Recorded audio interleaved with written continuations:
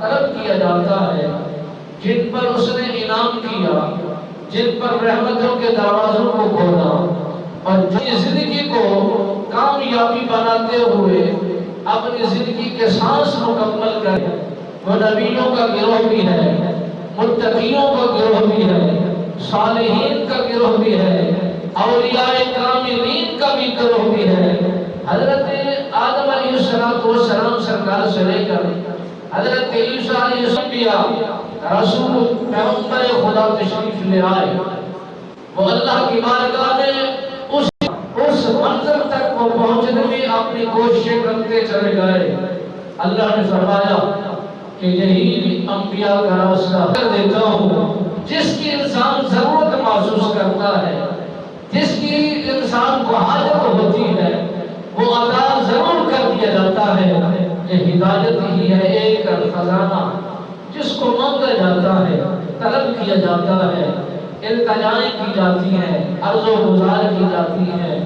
بار بار اللہ کی بارگاہ بےکس بنا کے اندر سوال کیا جاتا ہے۔ مولا ہدایت کا راستہ ہم چاہتے ہیں، جس راستے پر تو نے انعامات کی بارش کی ہے، اور ان لوگوں کا راستہ ہے جو صالحین، متقین، نبی، اولیاء، صالحین، انبیاء، شہداء، اور یہ بہترین گروہوں کا راستہ ہم طلب کر رہے ہیں کہ ہمیں اسی راستے پر چلا دیجئے اور منزل تک پہنچا دیجئے۔ جو اسی راستے پر چل گیا، یقین جانیے وہ صالحین میں اس کا شمار ہوتا ہے، شہداؤں میں ان کا شمار ہوتا ہے، نیکوکاروں میں ان کا شمار ہوتا ہے، پرہیزگاروں میں ان کا شمار کیا جاتا ہے، کیونکہ انعام یافتہ لوگوں کے راستے پر وہ چلنے کی کوشش کر رہا ہے۔ رب نے فرمایا کہ میں اس کی دعاؤں کو شرف قبولیت عطا کرتا ہوں، اس کی حاجت کو